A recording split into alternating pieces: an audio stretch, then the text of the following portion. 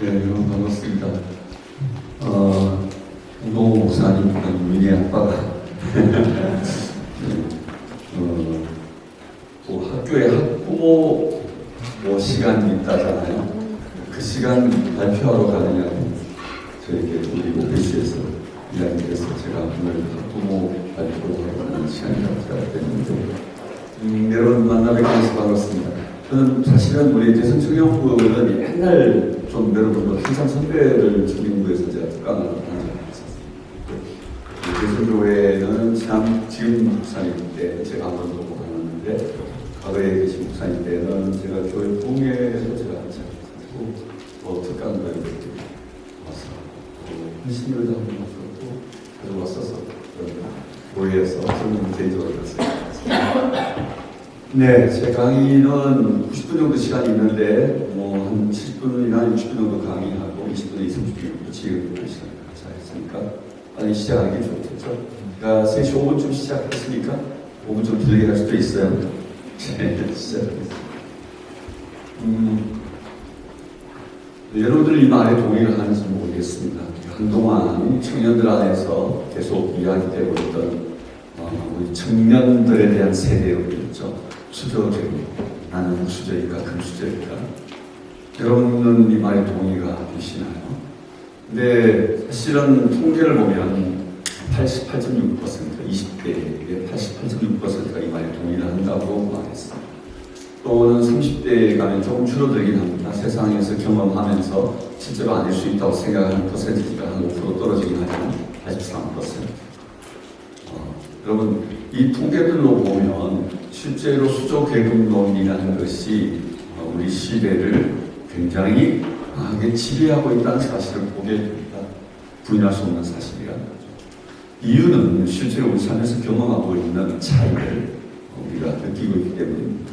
누구는 경주 출발선에 동일하게 스타트하고 있는 것처럼 보이지만 완전한 격차를 가지고 출발하고 있다는 거죠. 누구는 세라를 타고 그 위에 부모님 잘 만난 부모님도 되게 그저 그냥 날로 먹는 놈들이 있는가 하면 그저 부모님 나이 들어가는 연로한 부모님들을 공양해야 하는 책임을 져야 하는 자식으로서 대학을 졸업하고 인생을 시작하는 이런 젊은이들도 있다고 생각할 때 자신은 수저 같은 느낌이 들고 또 부모 잘 만나서 그냥 날로 먹는 듯한 저들 금수저 같은 느낌이 들죠. 그래서 이런 경험들이 그들 안에 이 나라, 이 민족, 우리 조국에 대한 마음도 생각을 나눕니다. 여러분, 그 중에 빨간색 부분인데, 빨간색 부분은 특별히 대학생이 90% 가까이는 헬조선이라는 말에 동의하느냐에 여러분 그리 보십시오. 매우 동의한다가 29%, 어느 정도 동의한다가 60%, 거의 90%가 넘는 동의가 대학생들의 헬조선. 이 조선, 우리 조국에 대해 그냥 지옥 같다 이렇게 느낀다는 거죠. 직장 안으로 들어가면 조금 부분은 조금 이렇게 완화되는 것 같아요. 매우 동의한다가 퍼센티지가 더 강화되는 것 같아요. 30%. 직장에 들어가니까 더 시리어스하게 경험되어지는 것 같아요. 그리고 어느 정도 동의한다는 말이 50%로 좀 떨어지고 있습니다. 그렇지만 이와 같은 통계들이 대학생들이나 또는 직장인들의 경험 안에서 실제적으로 느끼는 부분이라는 거죠. 다시 말하면 수저 계급론, 또 다르게는 이 한국 땅, 특별히 우리가 살아가고 있는 조국에 대한 합류를 느낀다. 다른 나라 살아도 좋겠다. 이런 마음을 갖는다는 거죠. 그런데 저도 전 세계에 굉장히 많은 나라들을 다녀온 사람입니다. 1년에 한 27, 8개국씩 제가 여행을 하니까 단순한 여행보다는 제가 사회적인 방문들을 많이 하는데 그렇게 하면서 전 세계를 돌아오는 나라가 한 80개국 이상 되지 않을까 해서 카운트해보지는 않았어요. 그 이상이 될 수도 있고. 근데 그렇게 다녀본 나라들 안에 개인적인 경험에서 한국이 제일 좋다는 겁니다. 한국만큼 좋은 나라가 없다. 어떤 좋은 나라에 갔다가 돌아오더라도 여러분 인천공항에 내리면 그때서 야 우리나라가 최고지. 집으로 돌아가면서 우리 집이 최고지. 이런 마음들이 들거든요. 사실은 우리를 헬조선이라고 이야기하는 것은 그만큼 내 삶이 세대라는 말의 표현이 아닐까 생각합니다. 여러분, 그런 우리들이 살고 있는 세상 안에 왜 우리는 이런 느낌을 우리 세대, 청년 세대들은 특별히 더 깊게 우리가 느끼고 있을까? 그건 실제로 오늘 우리가 살고 있는 세계가 로마 제국, 헬라의 제국과 비슷한 그런 상황이기 때문입니다. 오늘 우리가 살고 있는 세계를 로마, 헬라 시대로 비교한다면 판테온의 문화가 지배하고 있는 시대라고 말할 수 있습니다. 판이라는 말이 헬라어로 모든이라는 뜻이고, 테온, 테오스, 신이라는 뜻이죠. 모든 신들의 이야기가 판테온이죠. 그래서 우리는 그리스 로마 신화 뭐 이런 것들을 우리가 고전을 읽었던 적이 있잖아요. 네. 근데 그 고전을 읽었던 내용들 안에 그 신들의 이야기가 결국 오늘 이 시대가 여전히 존재하고 있는 이 시대의 문화라는 것. 그 판테온의 문화는 우리가 가상하고 있지만 실제적으로 느껴지는 신들이 존재한다는 것. 신이 어떻게 존재하냐면 하나님 뭐 이런 게 아니고 우리의 세상 속에 존재하는 바로 아이돌이 존재한다는 거죠. 우상. 근데 우리가 생각하는 우리 세대의 젊은 아이돌도 있지만 실제로 이 비즈니스 세계가 만들어 놓은 우리가 숭배해야 하는 신들이 있어요. 이런 신들이 고일이나 스티븐 잡스부터 시작해서 네. 이런 신들이 우리에게는 굉장히 실제적인 신들이라는 거예요. 특별히 우리 청년들 마크 주커버 같은 사람 그냥 될 수만 있으면 되어보고 싶은 사람들이 있잖아요. 뿐만 아니라 여러분 우리 한국의 김범수 같은 카카오장 뭐 이런 사람들은 젊은 날의 한 시대에 여러분 우리에게는 정말 우상처럼 존재하는 사람이에요. 될 수만 있으면 되면 좋죠. 근데 이게 우리 안에 하나의 욕망, 도달할 수 없는 것이 아니라 이룰 수 있다고 믿는 신처럼 되고 싶은 욕망이 우리 안에 존재하고 있다는 거죠. 그런데 그런 욕망만 있는 게 아니라 거기에 도달하지 못하는 절망과 그래서 우리들은 모두 이 욕망과 절망, 이 두 개의 상아탑이 우리 안에 존재하고 있어요. 그래서 욕망이 큰 사람들은 여전히 그 절망을 벗어나서 끊임없이 지금도 싸우면서 자기의 욕망을 극대화하며 뭔가를 추구하고 있는 과정. 아마 그 사람은 더 크게 무너지게 될 겁니다. 그러나 이미 소위 말하면 자소서 포비아처럼 끊임없이 자기 소개서를 쓰면서 직접 취업을 해보지만 여러분 한 판이 깨지는 내 상황을 보면서 정말 그 자소서 포비아에 사로잡혀 있는 끊임없이 절망과 한계와 여러분 우리가 스스로 오늘 우리 삶을 살아낼 수 있을까? 우리가 스스로 내가 독립되어진 한 자아로서 독립된 한 가정을 이룰 수 있는 한 가정으로 내가 잘 살 수 있을까? 이런 일에 대해서 스스로 모든 것을 포기해버리는 소위 말하면 엔차운더가 있는가 하면 소위 말하면 자기가 뭐 5가지를 포기한 7가지를 포기한 심지어 모든 것들을 포기해버린 엠포자들이 오늘 우리들의 삶의 모습일 수 있다는 것. 그래서 과거에 우리 책에서 배웠던 국어책에서 배웠던 청년 예찬이라는 말은 이 시대의 젊은이들을 향한 말은 아니다. 더 이상 아니다. 이런 말을 하고 있는 것입니다. 그래서 청년은 희망의 아이콘이 아니라 절망의 아이콘이다. 이렇게 오늘 이 시대가 바라고 있고 청년들도 실제로 이런 시대의 상황 안에 자신들의 정체성을 생각하고 있는 거죠. 이게 전부는 아닙니다. 이게 모든 청년들을 그냥 싸잡아다 이와 같은 카테고리에 집어넣을 수는 없습니다. 근데 이런 이야기를 계속 듣고 있는 저와 여러분들, 우리 오늘 이 시대 청년들은 실제로 교회 안에서는 이런 세상이 우리를 정의하고 세상이 우리에 대하여 이야기하고 있는 것과는 전혀 다른 요구를 하고 있어요. 그 이번 수련회 같처럼 막 선교에 교양하고 우리가 우리가 선교라는 단어를 우리가 듣게 된다는 겁니다. 왜 이야기를 드냐면 요한복음 17장 18절에서 하나님께서 예수 그리스도를 이 땅에 보내셨던 그 준엄하고 그 영광스럽고 그리고 아주 막중한 소명을 이 땅에 그리스도께 주어서 이 땅에 보내신 것처럼 또한 예수 그리스도께서도 교회 또 우리들을 세상 가운데로 보내셨다는 말. 그래서 우리가 세상 속에 존재하고 있는데 다만 생존하고 있는 사람들이 아니고 그저 이 땅을 그저 폐를 조선이 하고 이야기하고 자신의 처지를 그냥 흑수저라고만 이야기하고 끊임없이 낙담하고 절망하면서 그냥 모든 것들을 포기해버린 삶을 살아가고 있는 게 아니라 성경은 우리에게 이 세상 속에 존재하는 우리는 다만 생존하거나 모든 걸 포기해버리면서 사는 삶이 아니고 우리가 주어진 사명을 수행하는 미셔널 라이프를 살라고 요구하고 있다고 성경은 말하고 있다는 것입니다. 그게 이번 수련의 부의 주제예요. 그래서 두 가지 이야기를 여러분하고 좀 나누려 합니다. 첫 번째 이야기는 내 일과 삶이 뭐냐라는 정의를 좀 하고 싶고 두 번째는 성경적 삶에 관한 이야기입니다. 한 나그네가 채석병을 지나가면서 돌깨고 있는 석공들을 봅니다. 그래서 지나가면서 이렇게 물었습니다. 뭘 하고 있습니까? 첫 번째 사람이 대답하기가 퉁명스럽게 보면 모르시오 이렇게 대답했습니다. 뭐 대답하기도 귀찮은데 돌깨고 있는 거 보면 모르냐 이런 대답했습니다. 두 번째 사람에게 그래도 뭘 하고 있는지가 궁금합니다. 돌깨고 있는 건 알지만 다시 묻습니다. 뭘 하고 있습니까? 두 번째 사람이 대답하기를 자식들을 먹여 살리려면 열심히 돈 벌어야죠 이렇게 말했어요. 아버지가 꼭 가장이었고 돈 벌고 있는 거였어요. 근데 뭘 하고 있는가 되게 궁금한 거예요. 돈 깨고 있는 것도 알겠고 돈 버는 것도 알겠는데 뭘 하냐 말이에요. 다시 세 번째 사람에게 나그네가 물었어요. 뭘 하고 있냐? 이 세 번째 사람이 고개를 들고 빙긋이 웃으면서 말했어요. 집 짓고 있어. 아주 근사한 예배당 이름 들어서 그에 말했어요. 여러분 이 세 사람 그들의 대답은 그들의 인생이었습니다.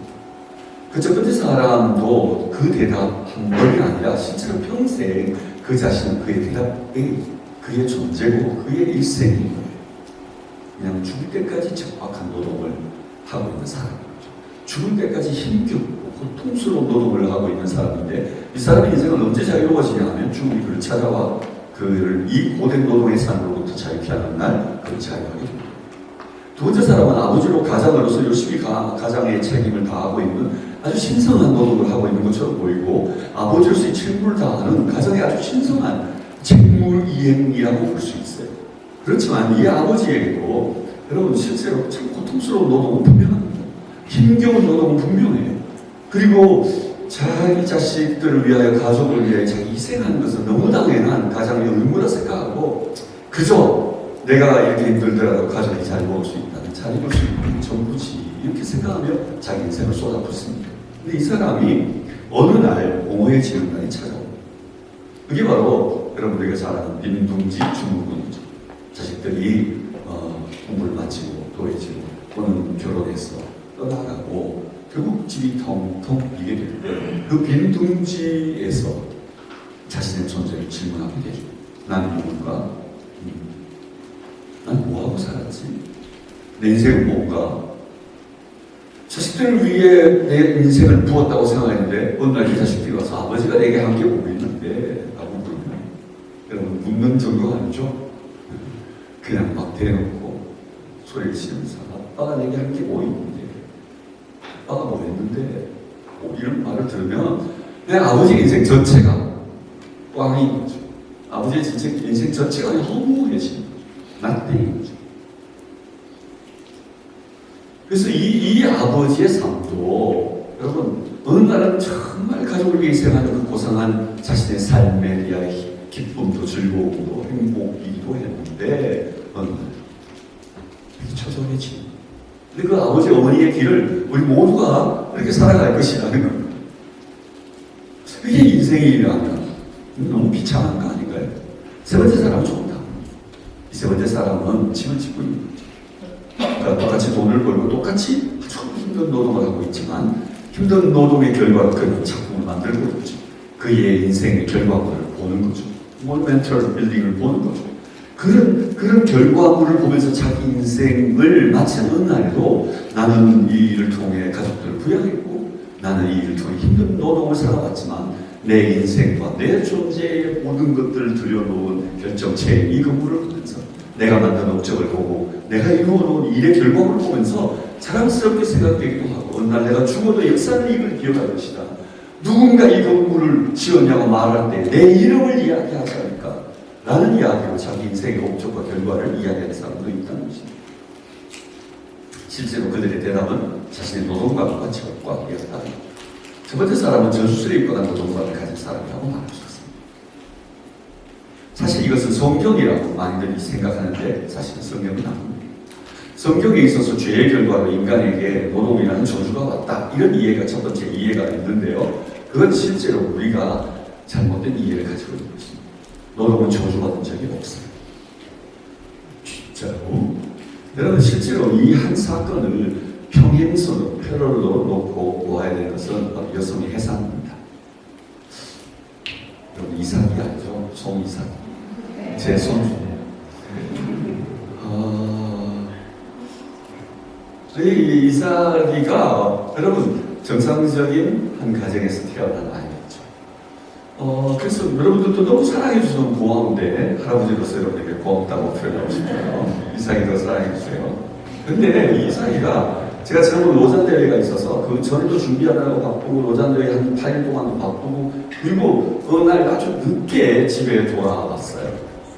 근데 이삭이가 집에 벌써 한 10일 가까이 저를 못 본 거죠. 그리고 왔다 갔다 했는데도 저를 못 보고 있는데 차를 태워서 저를 기다리다가 집으로 가려고 그러다가 주차장에서 만났어요. 그래서 우리 하민 형제가 우리 큰애가 창문 뒤에 이렇게 베비시트에 앉아있던 그 시트에 카시트에 앉아있는 애를 이렇게 창문을 내리면서 이사 할아버지야 인사해 그러니까 이삭이가 창문을 열고 할아버지 그러면서 한 말이 뭔지 아세요? 할아버지 어디 가셨어요? 이삭이가 보고 싶었잖아요. 미쳐. 정말 한 10일간 제가 진짜 피곤하고 힘들었는데 여러분 저녁 늦게 귀가하면서 이삭의 이 한마디가 제 모든 10일간의 피로를 싹 걷어줍니다. 와 진짜 이렇게 손주가 좋은 줄 알았으면 유민이보다 먼저 이삭이부터 나을 거예요. 이런 생각이 든다는 거죠. 저희 집에서 여러분 아세요? 우리 유민 형제를 제가 집에서 참 종종 이사가 이렇게 얘기한다는데 이삭에 대한 예정이 더 커서 그런지 모르겠어요. 여러분 제가 뭔 얘기를 하고 있는지 아시죠? 정상적인 부부관계 한 가정에서 태어난 이 아이를 누가 저주로 그 누가 저주로 받는 이보다 더 큰 축복이 없을 줄 이보다 더 큰 은총이 없을 정도로 우리에게는 기쁨과 환희와 모든 우리의 절망의 상황에도 이 하나가 우리에게 희망의 등불이 되어질 만한 그런 존재가치를 가지고 있는 것이 아이라는 해산의 이야기입니다. 그런데 해산은 동일하게 해산의 고통을 수반하게 되었죠. 여러분 저주받는 적이 없어요. 근데 노동의 이야기만은 우리들의 선입견이 노동은 저주라고 생각합니다. 노동도 동일하게 고통을 수반하게 되는 것이지 노동 자체가 저주를 받는 것은 아닙니다. 해산 자체가 그 좋은 것을 얻는 과정 안에 고통을 수반하게 되는 것이지 해산 자체가 저주받는 것이 아니다. 이게 성경입니다. 근데 우리는 그동안 우리의 노동 자체를 대단히 고통스러운 것으로 이해하고 있어요. 수고하는 일에서 대단히 저주스러운 일로 생각하는 무언가가 우리를 지배하고 있습니다.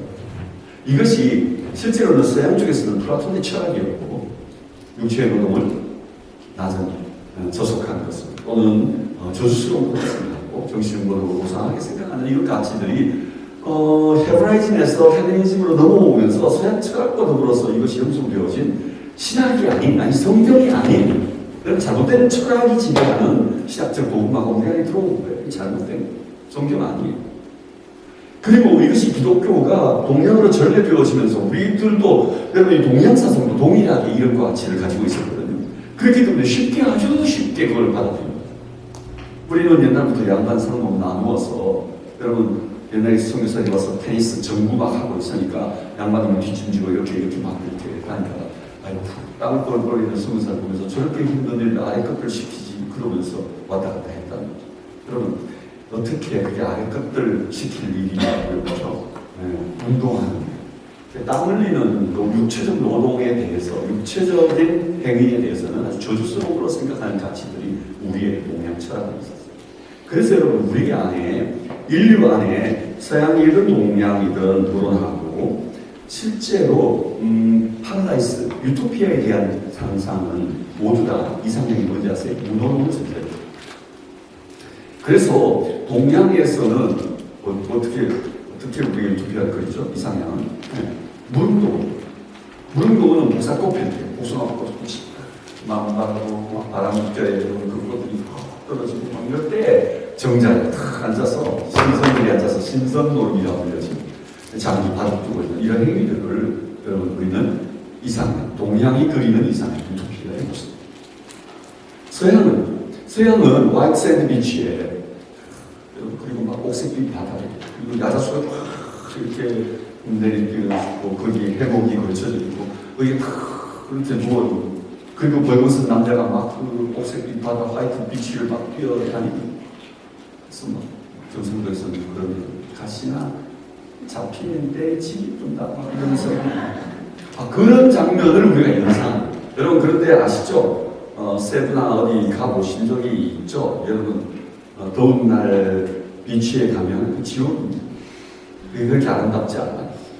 네, 거기는 여러분 너무 습하고 너무 떼약떼다이고 제일 좋은 것은 옥황수. 에어컨 빵빵하게 나오는 여러분 그냥 그런 경치 좋은 곳에 앉아가지고 그리고 즐기는 게 차라리 그게 정말 유토피아죠. 여러분 그런데 우리들의 이런 동양과 서양의 유토피아에 대한 상상은 모두 다 노동 자체를 저주스럽고 수업받기 때문에 그건 성경은 아니었어요. 성경은 우리의 잃어버린 낙원, 신낙원을 다시 복나고 회복한다면 그건 에덴일 텐데 에덴은 노동을 철저로 정지하고 있다는 것입니다. 어떤 종교도 그와 같지 않아요. 기독교만 유일하게 여러분 노동을 여러분 긍정적으로 그렇기 때문에 저주설은 실제로 성경은 절대 아닙니다. 두 번째 방편설. 다시 말하면 우리가 재화를 거둬들이기 위한 하나의 방편으로 돈을 벌기 위한 하나의 방편, 돈벌이, 밥벌이의 생존의 방편으로 노동을 생각하는 방편설도 성경은 아닙니다. 여러분 성경은 소명설을 말하고 있습니다. 실제로 방편설에 의한 삶으로는 성리적 삶을 살아갈 수가 없습니다. 왜냐하면 내 밥거리에 밥그릇의 위기가 오면 죄와 얼마든지 불의와 타협할 수 있습니다. 내 가족을 부양하는 일 위기가 오면 여러분 내 가족을 부양한다는 이 명제가 이 명분이 여러분 아버지는 불의를 저지를 수도 있고 불의와 타협할 수도 있는 그냥 나 한 몸 희생해서 우리 가족이라도 먹고 살 수 있습니다. 그러면서 아버지가 기꺼이 자신을 던진다는 거죠. 여러분 이와 같은 삶으로는 이 땅 가운데 우리가 성리적 삶을 우리의 일터에서 우리 삶의 자리에서 살아가기 불가능하다. 소명설만 소명설은 하나님이 우리를 보내시고 우리를 부르시고 보내셨다는 이 고백인 거죠. 다시 말하면 하나님에게 맡기신 일을 그 일을 하고 있다고 믿는 거죠. 특별히 소명의 사람이라고 부르면 우리는 사역자들을 많이 생각할 텐데요. 목사님 여러분 제가 사역하는 동안 이 일을 얼마나 기쁨으로 해야 됩니까? 지금도 제가 강의하는 게 굉장히 기뻐하는 것 같지 않나요? 애들도 막 너무 치는 것 같지 않나요? 저는 이런 강의할 때 기분이 정말 좋아요. 제 소명이니까 제 은사니까. 근데 뿐만 아니라 여러분 이거 하기 위해서 어디를 오라고 해도 제가 기쁨으로 갑니다. 뿐만 아니라 이 일을 하는 과정만에 장애물이 있습니다. 하나님이 이 일로 해결해 주시기가 믿고 사단이 또는 마귀가 방해한다고 생각하고 하나님 뵙고 기도하고 심지어 금식하면서 그 고난과 역경과 우리 방해물을 해결하고 싶어 하겠죠. 심지어 고난이 더 크다면 이 일을 해나가는 동안 일생 동안 고난이 계속 중첩된다면 우리는 더 큰 상급이 하늘에 있다고 믿고 그 고난을 통과하는 사람들이죠. 그리고 반드시 내게 주어진 그 일을 완성하고야 말죠. 이 일을 해놓고 하지만 월급이 작다면 그게 뭐가 문제가 되나요? 나는 이 일을 하는 일의 소명을 위해서라면 여러분 낮은 월급도 낮은 보수도 문제가 되지 않아요. 우리는 그 보수를 위해 여러분 일하고 있는 게 아니니까 내게 주어진 소명을 성취하기 위해서 하는 사람이니까 그 일을 위해 금식도 하고 그 일을 위해 기도도 하고 여러분 그 일을 위해 내 자신을 던지기도 하고 인생을 불살할 수도 있는 것이 내 소명의 삶이니까요. 실제로 우리 모두가 각양의 우리에게 주어진 여건과 일터와 삶의 자리 각양 행사를 따라 흩으신 우리 곳곳에서 이와 같이 한 사람 한 사람이 소명의 삶을 산다면 여러분 그 일을 통해 우리는 돈도 벌 겁니다. 그 일을 통해 우리는 가족도 부양할 거예요. 그 일을 통해 우리는 자아를 성취하기도 할 겁니다. 우리는 그 일을 통해 또한 우리 존재 가치를 실현할 뿐만 아니라 실제로 하나님의 소명을 이루게 되어지는 거죠. 성결적 삶을 살 수 있다는 것입니다. 그러므로 참된 바른 노동과는 대단히 중요해요. 우리 뭐라든지 평생 일하면서 하는 사람들이고 자신이 하는 일을 통해서 자기 존재를 실현하기 때문에 여러분 실제로 제가 여러분에게 존경받고 또는 인정받는 것은 제가 여기 강사로 받기 때문일 거예요. 여러분 제가 여기서 만약에 여기서 관리해주는 집사님이라고 생각한다면 여러분이 저를 막 거들떠보지도 않고 인사도 안 한 사람은 계속해 없겠죠. 네. 근데 많은 경우에 그냥 여러분 제가 동일한 사람이 여러분이 강의하러 오지 않고 다른 교회에 강의하러 와서 여러분하고 아무 상관이 없는데 제가 여기 계단을 오르내리고 왔다 갔다 하고 차 몰고 와도 여러분 아무도 저에 관심을 주지 않을 겁니다. 제 존재 가치가 여러분에게 없다는 뜻이죠. 저는 강사로 왔기 때문에 오늘 지금 특강을 해야 되기 때문에 정예회까지 해야 되니까 여러분 지금 제게 경청해 주는 것 같아요. 예의를 갖췄어요. 여러분 그러니까 저는 제가 하는 일 때문에 여러분에게 가치를 인정하고 여러분 우리가 하는 일을 스스로 긍정적으로 생각하고 아니 그 하는 일의 가치를 스스로 높이는 사람은 자기 존재 가치, 셀프 이스템이 높아요. 자존감이 높을까? 자기가 한 일의 가치를 높게 여기고 있어요. 그 일이 어떤 일이에요? 일에 빈 미션이 없어 계속 말한다 하더라도 자기가 하는 일을 대단히 스스로 여러분 열등감을 가지고 스스로 하는 일을 남의 하는 일보다 비교하여 상대적으로 낫다 작다 생각하면요 여러분 굉장히 열등감 가운데 시달려 살아요 항상. 여러분 우리의 신앙은 우리가 하는 일 속에 우리의 삶 속에 나타나고 표현되어져요. 정직해야 될 이유가 뭘까요? 성실해야 될 이유가 뭘까요? 여러분 모두가 우리의 신앙의 이유 때문입니다. 세상의 변혁도 우리가 일터에서 더 나은 결정을 할 때 더 나은 세상이 온다는 뜻 아시죠? 아무리 기도해도 우리가 일터에서 더 여러분 나쁜 세상, 더 다른 세상, 더 악한 세상 만들어낸다면 여러분 우리의 기도 남은 거 없어요. 우리의 기도만큼 우리가 기도하고 바라고 꿈꾸는 만큼 우리 일터에서 더 나은 결정을 위해 자기를 희생하고 자기를 던지고 수고하고 애쓸 때 더 나은 세상은 우리 일터에 오는 거예요. 연꽃이 이거 제가 성산 쪽에서 찍은 사진인데요. 이건 김포 쪽에서 찍은 사진이에요. 여러분 7월, 6월, 7월 되면 이제 연꽃이 피기 시작하거든요. 그리고 8월 되면 거의 져요. 그리고 여러분 가을 되면 이런 연밥들이 그냥 연밭에 있죠.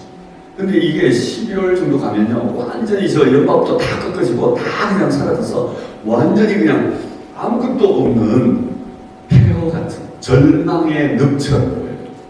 여러분 그런 곳에서 다시 봄이 되면요 잎이 피어오죠. 그리고 꽃이 다시 피기 시작합니다.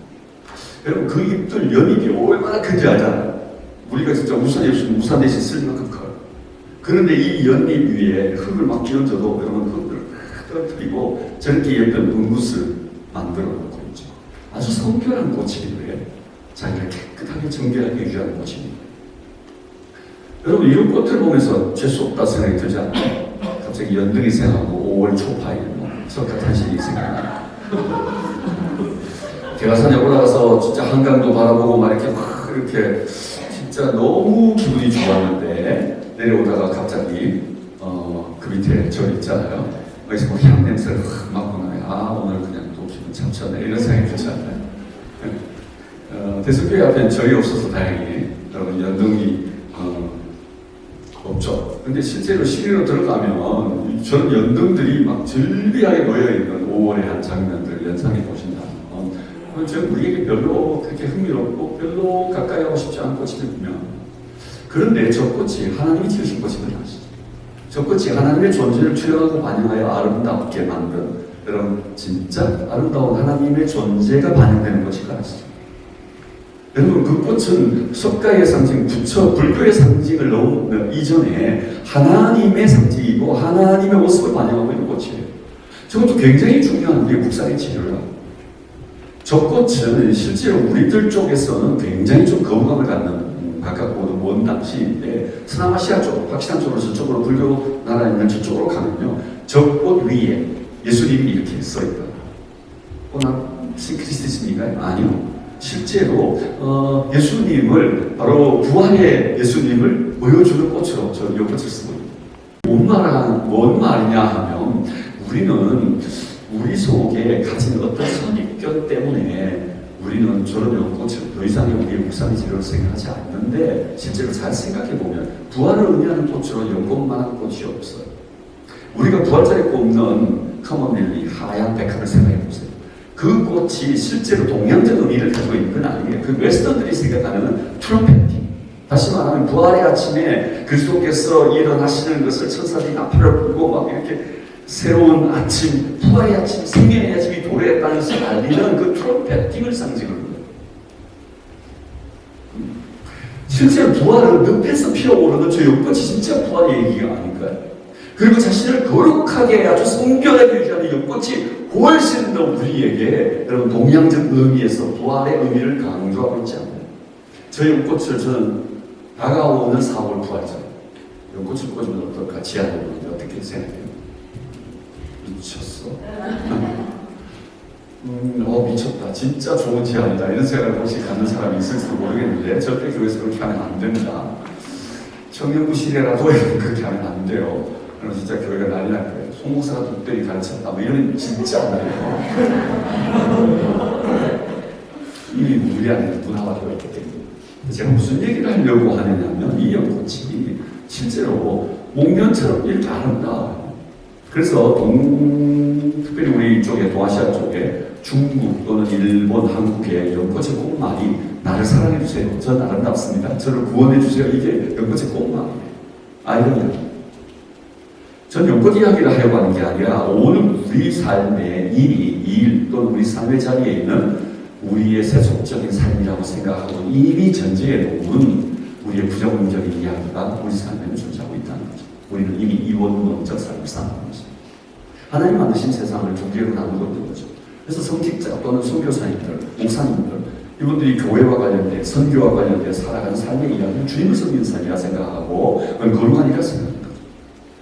여러분들이 직장의 일들은 대단히 거룩하다고 생각해 본 적이 없고 청년부 임원으로서 뭔가 하는 일은 대단히 거룩하다고 생각합니다. 그리고 우리 일터에서 우리가 각자 일하고 있는 삶을 사업이라고 생각하지 사역이라고 어떻게 쓰겠어요? 그거는 돈 벌고 재물을 섬기고 그건 세속적이라 생각합니다. 하나님의 창조 세계를 이렇게 거룩과 세속의 영역으로 나누고 구분하고 있는 살고 있습니다. 그래서 우리는 예배당 안에서는 거룩한 삶을 사는 것처럼 보이고 예배당 밖을 나가면 하나님이 계시지 않는 듯 살아가요. 실제로 하나님은 이 세상에 존재하시는 방식이 두 가지의 모습인데요. 시간적으로는 영원성이라고 표현해요. 하나님의 존재 방식, 영원성. 영원성이라는 말은 과거, 현재, 미래가 없는 거예요. 하나님은 시간의 부분 없이 과거에 그 영원전에 사시고 영원 후까지 사십니다. 하나님에게는 시간적으로 영원성을 가진 그의 존재 방식. 하나님이 공간적으로 당신의 존재 방식을 뭐라고 표현하는지 아세요? 편재성. 다시 말하면 어느 곳이든 계시지 않은 곳이요 무소부재의 존재. 그게 신이에요. 여러분 하나님께서 무소부재 계시지 않은 곳이 없고 하나님의 영원함. 여러분 그래서 하나님은 계시지 않는 시간이 없다면 이 공간 안에 충만히 계신 것처럼 우리의 일터와 아니 예배당 밖에 우리 삶의 자리 어디든 하나님의 존재 방식은 아주 충만히 임하고 계세요. 영원히 어떤 곳에든 충만 후에 충만 하나님의 임재는 그렇게 강력하게 임하고 있는데 왜 우리는 예배당에서는 찬양할 때 예배할 때 여러분 우리가 기도할 때 하나님의 임재의 충만을 경험하지만 여러분 예배당 밖으로 나가기만 하면 마치 하나님이 계시지 않는 것 그 충만이 경험되지 않는다는 거죠. 문제는 하나님일까요? 우리일까요? 우리. 하나님은 결코 그렇게 존재하지 않습니다. 예배당 안에 존재하시고 우리의 예배 속에 우리가 찬양할 때 임하시는 그 예배의 임재의 농도는 동일하게 우리 일터에서 우리가 하고 가는 여러분 자리에서 동일하게 그 농도를 임재하고 계신데 우리가 느끼지 않고 우리가 느끼지 않으려고 하는 거죠. 이미 가진 우리의 선견 때문에. 그래서 우리가 가진 거룩과 세속으로 나누는 이원론적 삶은 우리의 신앙을 아주 피폐하게 만들어요. 우리의 이 신앙을 굉장히 신앙과 생활을 분리시켜 놓고요. 단절시켜 놓는다는 거예요. 심지어 여러분이 가고 있는 올해도 가나요? 비전트리 단기선. 이걸 여러분들 다 선교라고 부르지 않나요? 선교가. 근데 이 말을 저는 굉장히 싫어하는 것 같아요. 다시 말하면 여러분 한 주일 가는 단기 선교를 비전 트립을 선교라고 정의하고 나면 그 개념은 어떻게 바뀌냐면 그 외에 다른 50주는 선교가 아닌 것처럼 바뀌어요. 다시 말하면 한 주간을 선교로 규정하고 나머지 모든 주간을 선교 아닌 것처럼 여기게 만드는 이 개념을 내가 받을 수가 없어요. 옛날에 비전 트립이라고 그랬다고요. 옛날에 단기 선교라고 표현했다고요. 그게 얼마나 좋은 말이에요. 그런데 모든 것 별 다 주고 별걸 다 주고 아니 좀 규칙성이 있어야 되지 않나? 버스 의자 꺼져 버스 카드 충전법 갖춘 고속버스 터미널 고터. 그 단기성에는 단선이라고 줄여야 되는 거 아닌가? 비전팀은 비트 아닌가? 근데 왜 그걸 선두라고 줄이지? 못마땅하기 정말 거지없어요. 꼰대 문화가. 여러분 다시 물어요. 우리가 일상성을 배제하고 살아. 자꾸 종교적 행위를 굉장히 거룩한 걸로 보는 거죠. 일주일을 단기 선교라는 말 선교라고 줄이면서 굉장히 거룩한 한 행위로 규정하는 거죠. 그리고 나머지 삶의 이야기를 점점 더 우리는 희소화시킬 뿐만 아니라 거룩하지 않은 것처럼 여기는 관점들을 우리 삶에 끊임없이 나도 모르게 무의식적으로 수용하고 있는 것이죠. 이것이 우리가 가진 이원론. 성경대로 살지 못하게 하는 큰 장애입니다. 신앙을 생활 가운데 가져가지 못하는 큰 장애입니다. 여러분이 성경의 삶을 아무리 외쳐도 이 한 해 동안 우리의 이 관점이 바뀌지 않으면, 이 월드뷰가 바뀌지 않으면 절대로 삶 가운데 여러분의 임팩트가 삶이 신앙으로 바뀌는, 아니 삶이 신앙화되어지는 이야기가 우리 삶에는 열매 맺지 않을 것입니다. 하나님 뭐라고 말씀하셨어요? 지으신 모든 것을 보시니까 좋았다 하셨어요. 그게 깨어져 있는 세상입니다. 예배당 안에도 마찬가지입니다. 심지어 우리 안에도 마찬가지입니다. 깨어져 있는 내 삶인 거죠. 깨어져 있는 나의 일상인 거죠. 깨어져 있는 우리 교회 안의 모습일 수도 있어요. 교회 안에는 무조건 거룩하고, 내 안에는 무조건 거룩하고, 예배드리면 그것은 무조건 거룩한 게 아니에요. 그 거룩한 우리 안에 얼마나 속된 것이 존재할 수 있어요. 그래요. 하나님이 지으신 모든 것이 선하기 때문에 받은 버릴 것이 없다 했고, 하나님께서 깨끗하다 하신 것을 네가 속되하지 말라 하셨어요. 그래서 어브라함 카이트 같은 사람은 이렇게 말합니다. 인간 존재의 모든 영역에서 만물의 주권자이신 그리스도께서 내 것이다 말씀하지 않는 것은 하는 것도 없다. 모든 게 하나님이 통치하시는 것이죠. 인간이 거부하거나 인간이 왜곡시키고 슬픈 거죠. 그러므로 그리스도인이 갖는 직업에는 죄를 범하는 것이 아니라면 세속적인 직업은 있을 수가 없고, 모든 그리스도인은 언제든지 뭘 하든지 어디에 있든지 그리스도를 섬기는 일로 부르심과 보내심을 받았다는 것입니다. 하나님 죄의 천지를 지으셨다 하셨어요. 신학적인 표현으로는 창조의 하나님, 창조주. 그렇지만 이걸 우리가 신학적인 이해가 없이 그냥 받으면 이건 일하시는 하나님인 거예요. 하나님이 성경에서 제일 먼저 당신을 계시하시는 첫 번째 계시는 당신을 일하는 존재로 우리를 계시하신 것입니다. 그리고 하나님은 당신의 형상, 당신의 모양을 따라 사람을 지으신다고 말씀하셨어요. 당신이 지으신 모든 세계를 다스리게 합니다. 인간에게 하나님의 형상을 주었다고 했는데 이 하나님의 형상을 우리가 어떻게 기억할까요? 심지어 이 마모테이, 라틴어 또는 이미지어가 온갖 말을 쓰지만 실제로 하나님의 형상을 구체적으로 정의하지 못하고 있어요. 그리고 신학적으로는 공유적 속성, 비공유적 속성, 온갖 방법을 통해 하나님의 형상을 신학적으로 설명해야 하지만 정말 간단히 설명할 수 있는데 왜 우리는 이걸 되게 어렵게 계속 쓰고 있을까? 하나님의 모양대로 하나님의 목적을 위해 우리를 지었다고 했으니까 하나님의 모습은 어떤 모습이냐면 일하시는 하나님의 모습이었죠. 그러니까 우리를 일하는 존재였죠. 네. 하나님의 모습을 닮아, 일하시는 하나님의 모습을 닮아 우리는 일하는 존재로 지어집니다. 이 단순한 정의가 우리의 것이 되어야 해요. 그래서 우리가 일할 때 우리 하나님 닮은 삶을 사는 거예요. 대단히 거룩한 모습이거든요. 그러는 다음에 인간에게 하나님이 명령하시죠. 그의 명령이 세 가지죠. 결혼 명령, 노동 명령. 실제로 두 가지 명령이 조건에 나타나지만 이 장에 와서는 안식 명령이 있습니다. 실제로 노동과 안식은 하나예요. 동전양면과 같으니까. 그러니까 결혼 명령과 노동과 안식 명령 이렇게 이해할 수 있어요. 이게 하나님이 창조하는 날 인간과 맺은 언약입니다. 그런데 저 명령 가운데 모든 하나님이 생물체들에게는 동일한 결혼 명령으로서는 생육번성 충만이란 명령과 축복을 주셨고, 그리고 인간에게만 고유한 명령을 주셨는데 그게 바로 땅을 정복하고 다스리는 노동 명령. 그러니까 인간의 고유함이란 인간이 다른 어떤 피조 생물들과 비교하여 우리가 가진 유니크함이란 우리가 노동하는 존재, 일하는 존재, 이 하나님 닮은 하나님 형상을 가진 이 모습이라는 거예요. 하나님의 형상이 인간이 모든 피조 생물과 다른 모습이잖아요. 인간이 모든 피조 세계의 다른 생물과 다른 모습으로서 우리가 하나님의 형상을 가졌는데 그 하나님의 형상의 내용이 여러분 바로 하나님 주신 필요성을 정부하고 다스리는 바로 노동 명령을 가졌기 때문입니다. 노동하는 인간이, 일하는 인간이 하나님이 우리에게 주신 하나님의 형상이라는 겁니다. 창세기 가운데 아보다라는 일하다는 이 단어가 실제로 창세기 2장, 창세기 1장, 2장의 창조 이야기를 기록하고 있는데 1장은 창조 첫 번째 스토리의 대이야기입니다. 2장에 가면 실제로 인간 중심의 창조 이야기를 다시 쓰고 있죠.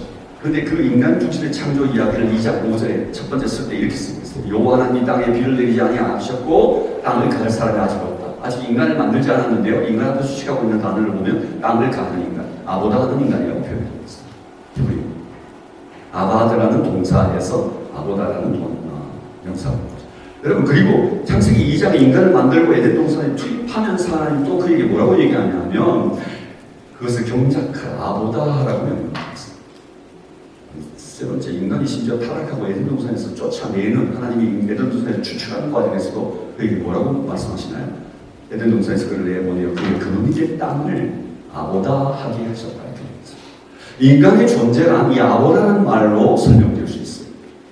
인간의 존재는 바로 일하는 존재로서 하나님은 의도하고 하나님은 만들자 시키고 심지어 타락한 이후에도 잊어버리지 말라고 말하고 있는 인간의 존재에 얽혀져 있는 사명의 내용이 아보다의 거죠. 그러므로 인간의 존재적 소명이 뭐냐고 묻는다면 당연하고 명백하게 일, 노동인 거죠. 실제로 이 아보다라고 하는 단어는 창세기 2장에서는 일하다는 단어로 쓰였지만 요수아 24장이나 이런 단어에서는 아보다라는 단어는 실제로 예배하다는 단어로 쓰고 있어요. 그럼 이 아보다라는 단어는 일이며 또는 예배에 대한 것을 보여줍니다.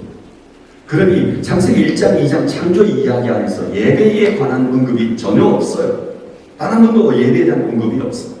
그럼 예배 안 해도 된다? 예배가 중요하지 않다? 이 말을 하고 있는 게 아니라 우리의 일상과 우리의 삶과 예배가 분리되지 않았다는 말을 하고 있는 것입니다.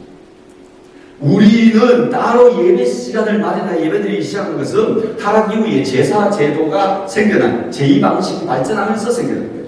묵찬 서기철 광기 축복이 뭔지 알아요? 묵도산송 기도 광고 기도 축복입니다. 근데 이런 다시 해볼까? 그런데 이런 예배의 순서는 이런 제2방식은 언제 왔다고요? 타락 이후에 온 제사 제도가 신약으로 넘어오면서 하나의 예배 의식으로 만들어진 거예요. 여러분, 그것이 예배라고 규정하고 있는 거예요. 이것이 우리가 일상과 삶을 분리시키는 가장 큰 이유가 되고 있어요. 이미 요한복음 4장에 그리스도께서 이 세상에 오셔서 말씀하시기를 진정으로 예배하는 아버지께 영과 진리로 예배한 자를 찾으신다고 말하면서 이미 새로운 예배의 시대에 영과 진리로 예배한 시대가 왔다고 말했어요. 예배의 장소가 중요하지 않다고 말씀하시면서 아버지께 영과 진리로 예배하는 자를 찾으신다고 말했어요. 우리 삶 전부가 하나님 앞에 예배가 될 수 있고 또한 예배가 되어야 한다는 새로운 예배의 시대를 선언하시는 것이죠. 로마서 12장 1절에서는 우리 존재 전체가 하나님 앞에 리빙 세크리파이스, 산제물로 드려져야 된다고 말하면서 우리 존재 전체가 삶의 예배의 자리에 있다고 말하고 있는 것이죠. 여러분, 왜 우리가 계속해서 노동을 또는 우리 일터를 우리의 삶의 일상을 자꾸 우리 신앙과 분리하느냐 하면 이게 굉장히 잘못된 이 본론의 이야기가 우리의 신앙 전반부에 깊이 뿌리 내리고 있기 때문이라는 것입니다.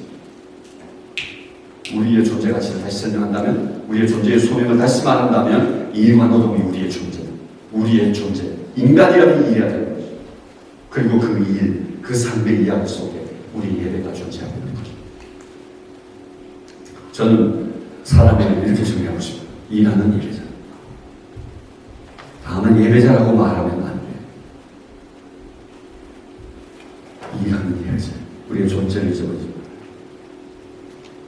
한 사람이 자기 일터의 멘토로부터 이런 얘기를 들었어요. 자기가 하고 있는 일과 그 관계, 일과 하나님과의 관계를 설명해봐. 여러분, 자기 멘토가 자기에게 묻는 이 말은 그게 굉장히 어려운 말이에요. 왜냐하면 한 번도 들어본 적이 없는 말이니까. 열을 좀 받아가지고.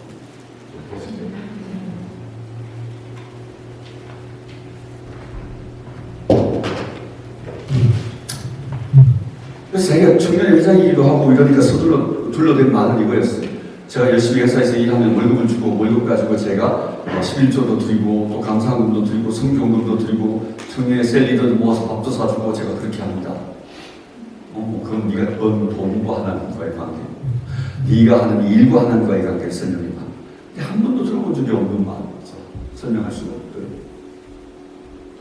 그래서 그 멘토가 또다시 묻기를 하나님은 자네를 사랑하나? 하나님은 자네를 사랑하는 증거를 대볼 수 있어? 그렇게 말하는데 그건 레퍼토리가 있어서 너무 쉽게, 그래서 하나님은 목생자 예수님 보내주시고 십자가에 뭐 이렇게 블라블라 하니까 그건 다 아니까 그만하고 네 일상과 네 삶의 이야기 속에 하나님 너를 진짜 사랑하는 이야기를 좀 볼 수 있을까? 근데 실제로 특별한 간증거리가 좀 없어가지고 별로 간증거리가 없어서 특별한 이야기를 하나님 자기 사랑하는 이야기를 할 수가 없다는 거죠. 그래서 뭐 참 생각을 하고 있으니까 목사님 그 멘토가 다시 배우는 거죠. 만약에 형제가 지금 연애하고 있는 그 자매를 형제가 진짜 사랑하고 있다면 그 사랑은 증거를 내볼 수 있을까? 그건 너무 쉽대. 그래서 맛있는 거 먹으면 자매가 생각이 나고 예쁜 곳에 가면 자매랑 카페에 꼭 같이 와봐야겠다 생각하고 예쁜 집을 보면 자매랑 같이 저런 집에 살면 얼마나 좋을까? 예쁜 옷을 보면 자매가 저런 옷을 입으면 얼마나 예쁠까? 등등 온갖 자매 생각을 하고 산다는 모습을 이야기하는 거죠. 여러분, 우리가 사랑하면 그토록 사랑하는 사람에게 맛있는 거, 멋진 거, 예쁜 거 다 해주고 싶은 마음이 있는 거죠. 그게 진짜 사랑이에요. 그래서 사랑은 송곳을 여러분 바지 주머니에 넣고 다니는 거가 똑같대잖아요. 그죠? 그 송곳이 표정이 튀어나오는 감정이 드러날 수밖에 없는 거죠. 마치 그와 같다면 하나님이 우리를 사랑하는 우리 일상의 삶에도 하나님 사랑은 나타나고 있겠죠. 하나님이 그렇다면 우리에게 가장 사랑하는 사람에게 맛있는 걸 선물하고 싶은데 하나님은 어떻게 하실까? 하나님은 당신의 사랑하는 사람에게 예쁜 옷을 입혀주고 싶은데 하나님은 어떻게 하실까? 하나님은 당신이 사랑하는 사람에게 멋진 집을 선물하고 싶은데 하나님은 어떻게 하실까? 여러분, 이 형제가 소름이 끼쳤다는 거예요. 왠지 아세요?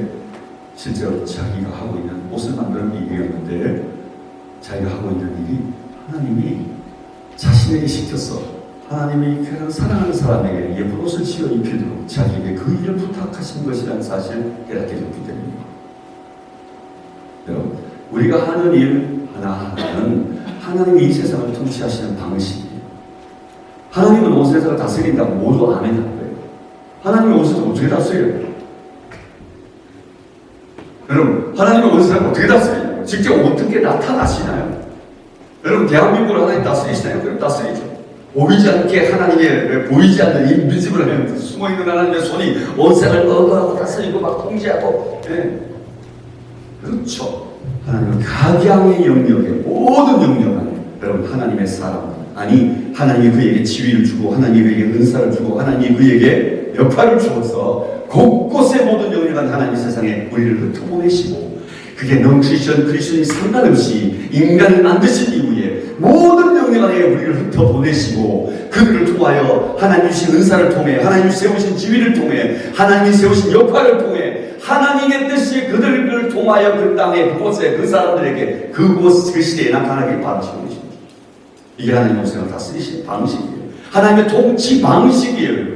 그렇다면 우리가 일상 안에서 하나님의 뜻을 따라 순종할 때 하나님의 통치가 나타나겠죠. 그럼 그게 뭐예요? 하나님의 나라가 되는 거죠. 우리가 이 연관관계를 제대로 이해하지 못한 채 우리가 지금 살아오고 있기 때문에 하나님 나라는 하나님 나라 따로 있고 교회는 교회대로 따로 놀고 신앙은 따로 있고 우리의 삶은 따로 있고 선교도 따로 있고 다 따로 있게 되는 거라고요. 여러분, 하나님은 온 세상을 어떻게 다스린다? 우리를 통해 다스린다고. 우리를 그 영역으로 보내시고 그 일터에 두시고 그 시대 속에 그 시간 속에 그 사람 앞에 우리를 두시고 우리를 통해 당신의 일을 하고 계신다고. 우리가 그곳에 하나님의 뜻을 따라 하나님의 말씀을 따라 하나님이 우리의 감동하시는 뜻을 순종할 때 그때 하나님의 뜻이 그곳에 실현된다고. 그때 한 사람이 주님께로 돌아온다고. 그때 하나님의 마음과 사랑이 그 사람에게 전달된다고. 하나님의 나라가 거기 임하는 거라고요. 이 일을 통해 나타나고 있다고. 우리 일상을 통해 하나님이 우리를 사용하려 하신다고. 왜 분리하냐고. 왜 단절 시켜놓냐고요. 왜 예배당을 떠나면서 하나님은 우리와 함께 계시지 않는 것처럼 사느냐는 말이에요. 이 형제가 깨달은 거죠. 자기도 먹을 수 없는 밥을 식당에서 만들어서 내놓는, 하나님 가장 사랑하는 사람에게 자기도 먹지 않는 음식을 만들어 내놓는 일이 어떻게 가능하겠어요? 아니, 하나님 사랑하는 사람이 와서 하나님이 사랑하는 사람에게 대접해야 되는 식당에서 여러분 먹던 음식, 아니 그 반찬을 다시 제공할 수 있냐입니다. 하나님이 사랑하는 사람을 위해 여러분 집을 지으라고 했는데 철근을 빼고 여러분 가장 부자재를 싼 걸 써가지고 하나님 사랑하는 사람에게 선물을 할 수 있냔 말이에요.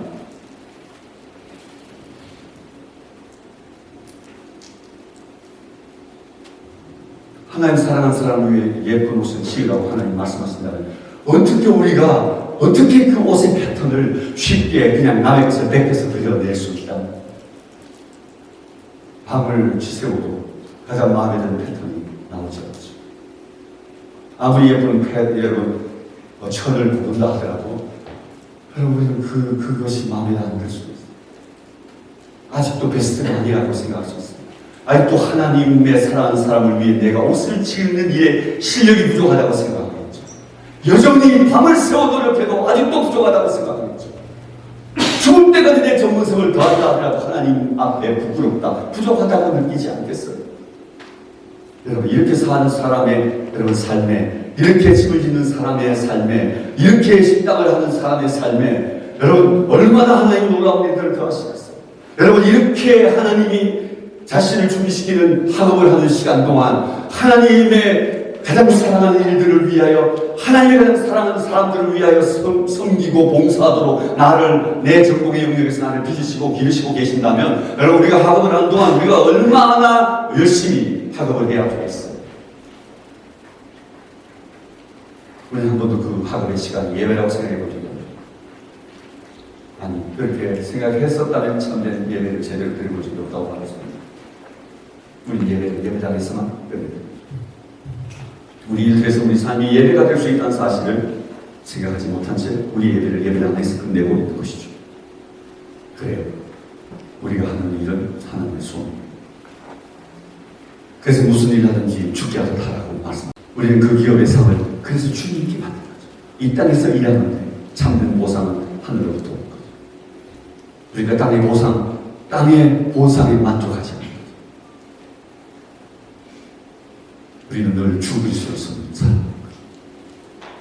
그래요. 우리가 선 곳은 성소이고 우리가 가진 삶은 성직, 목사, 선교사만 아니라 우리도 모두 다 하나님 뜻을 수행하고 있는 성소의 성직인 거죠.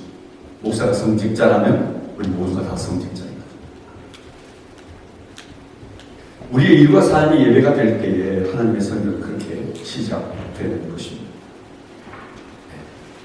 자, 우리가 삶인데 두 번째 파트쪽으로 빨리 조금 가볼게요. 그럼 성교가 뭘까요? 성교. 이미 우리가 알고 있는 말일 텐데 같은 페이지 EPS에서 정리해 볼게요. 창조, 타락, 구속 이 세 단어는 성경 전체를 요약한 말이라고 볼 수 있어요. 창조된 세계가 타락했고 타락된 세계가 구속됩니다. 그래서 역사를 히스토리, 그분의 이야기라고 모두 플레이하는 거죠. 그리고 우리는 우리의 타락한 세계 한가운데서 구속하신 하나님의 역사 때문에 우리는 이 세상의 역사를 구속사, 셀베이션 히스토리가 하죠. 성경은 어디에 있습니까? 성경은 바로 타락과 구속 사이에 타락한 세계 한가운데서 하나님이 하시는 일입니다. 인간이 하는 일이 아니고 성경은 하나님이 하십니다. 그래서 더더욱 단기 성교 한 번 떠나면서 그걸 성교라는 말로 쓰는 것은 부끄러운 일입니다. 실제로 정확한 단어가 아니에요. 하나님이 하시는 일이죠. 다시 전해볼까요? 여러분, 성경이 먼저일까요? 성교가 먼저일까요? 교회가 먼저일까요? 성교가 먼저일까요? 여러분, 이 단어에 여러분 쉽게 이렇게 말할까요? 아니, 성경에서 성교를 배웠으니까 성경이 먼저고 성교가 그 다음이죠. 교회가 하는 일이 성교니까 교회가 먼저고 성교가 그 다음이죠. 이렇게 말할 것입니다. 그런 이유입니다. 성교와 성경, 성교와 교회. 전 성교가 먼저라고 생각한다면 어떤 관점일까요? 이런 거죠. 하나님은 우리에게 성경을 주실 때 그 성경은 하나님이 먼저 온 세상을 구속하기로 결정하시고 온 세상을 구속하신 모든 계획과 그 메시지를 담아서 우리에게 성경에 기록해서 주셨잖아요. 그래, 하나님의 성교 아이디어, 하나님의 성교 계획, 하나님의 성교 비전, 이것이 먼저고 그 다음에 그 내용이 성경에 담겼잖아요. 다음, 여러분, 이 땅에 아무도 하나님을 알지 못할 때, 이 땅에 교회 하나도 심지어 없을 때, 여러분 이 땅에 우리는 하나님의 성교가 도달하고 그리고 여기에 하나님을 믿는 자가 생기고 교회가 생깁니다. 그렇다면 하나님의 선교가 먼저고 교회가 그 다음이죠. 선교의 열매요, 선교의 결과가 교회인 거죠. 그런데 우리는 어떤 관점을 가지고 있었습니까? 우리는 지난 시간 동안 계속해서 이 관점에 머물러 있었던 거죠. 다시 말하면 성경에서 선교를 배웠어. 또 다르게는 교회가 하는 일이 선교야. 이 관점. 이 관점은 미시오 에클레시아, 교회의 선교 관점. 교회의 선교의 관점이 틀렸다는 말이 아니라 온전하지 않은 관점을 우리가 사용하고 있는 거예요. 미시오 에클레시아, 교회의 선교. 미시오라는 단어는 선교라는 단어예요. 라틴어로 에클레시아는 교회인데 미시오 에클레시아, 이 교회의 선교라는 단어는 실제로 하나님이 교회를 소유하시고 선교하고 계시기 때문에 교회의 선교라는 말이 나온 거예요. 이해되시나요? 그러면 교회가 하나님 없이 그저 선교를 교회가 소유해버린 이 관점은 틀린 거예요. 그동안 우리가 자꾸 선교라는 말을 막 쓰는 것은 이 근본적 관계를 제대로 이해하지 못한 채 우리가 우리 장기선교가 그 선교라고 쓰는 거예요. 그게 마치 하나님이 없어도 되는 것처럼 우리가 하는 일을 선교라고 쓰는 거예요. 틀린 거죠. 완전히 틀린 거예요. 하나님 되지 않아요. 이렇게 생각해야 하는 거죠. 우리가 하는 이 선교는 영어 식으로 쓴다면 미션즈 S가 붙어요. 미션이라는 단어를 쓴다면 하나님이 하십니다. 하나님께서는 이 교회, 우리 대성대 다윗 청년회를 드시고 들어서 손에 붙드시고 이들과 함께 단기간 선교로 하나님 우리를 보내시는 거죠. 그래서 우리가 하나님의 선교를 수행하는 사역의 현장에 우리가 한 주간 나아가는 거죠. 하나님이 주인 되시고 우리를 붙드시고 우리를 보내시고 우리가 하나님 보내신 곳에서 한 주간 일하는 공동체로서의 우리의 존재 전체를 설명할 때 선교라고 표현한다면 오케이. 그래도 하나님의 선교라는 말이 붙었으면 좋겠어. 하나님이 주인 되심을 고백했으면 좋겠어. 자, 여러분 우리는 그동안 이 관점으로 가지 못했어. 이 관점으로 가야 우리 모든 이야기가 풀려. 다시 말하면 선교가 먼저고 성경이 그다. 그렇다면 성경은 하나님의 선교를 위해 쓰여진 책. 동의되죠? 그런데 왜 자세하게 보세요. 우리가 얼마나 잘못된 이 통찰을 가져야 돼요. 자, 좀 시간이 걸려도 이걸 설명하려고 하는 것은 대단히 중요한 관점이잖아요. 하나님의 선교를 성경에 담아서 우리에게 주죠. 그럼 바이블 스타디를 하면 뭐가 일어나야 되죠? 선교가 일어나야 돼요. 바이블 스타디를 하면서 미션 스타디가 되어야 하는 거죠.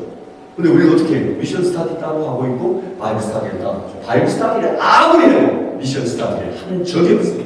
바이블 스타디를 아무리 해도 미션 스타디에 이르지 않아요. 뭘까요? 잘못된 거죠. 왜 그랬을까요? 그건 우리가 가진 이원론 때문에 우리가 가진 선교에 대한 이해가 통전적이지 않기 때문에 선교를 대단히 작게 생각합니다. 선교 교회가 하는 사역의 일부 정도 생각합니다. 선교적 삶이라는 것은 그저 우리 청년회가 하고 있는 일 중에 아주 작은 한 일부의 어떤 한 사역이나 어떤 한 삶으로 생각합니다. 그렇기 때문에 여러분 실제로 우리의 선교가 바이블 스터디의 결과로 나타나지 않는 거죠. 그래서 계속 우리는 분리하고 여러분 우리는 소위 말하는 편인한 조각화된 이야기가 들려요. 통전적이지 않는 거죠. 통합적이지 않는 거죠. 총체적이지 않는 거죠. 다시 말합니다. 하나님의 선교 중심으로 선교를 이해해야 돼요. 하나님이 선교의 주인이시고 하나님이 선교를 주대하시고 하나님이 선교하시고 계신데 여러분 우리가 아무것도 하지 않더라도 하나님이 선교하시고 계세요. 우리에게 하나님의 선교가 자원되지 않는다고요. 우리가 뭔데? 우리가 쉰다고 하나님의 선교를 멈추고 우리가 일한다고 하나님의 선교에 도움이 되고 그게 아니라 아무 일도 하더라도 하나님은 일하신다. 아무 일도 하더라도 하나님의 역사는 완성될 것입니다. 그런데 하나님 우리를 부르시고 우리를 사용하시기 원하신다면 여러분 하나님 우리 일상을 들어 하나님 당신의 일들을 우리를 통해 우리 일상을 통해 우리를 통해서 우리와 함께 일하시기를 원하신다 할 때 기쁨으로 우리 인생을 내어드린다면 그보다 더 귀하고 그보다 더 가치 있는 일이 있냐고요. 그보다 더 영광스러운 우리 일생이 있을 수가 있냐고요. 다만 영광이 뿐인 거예요.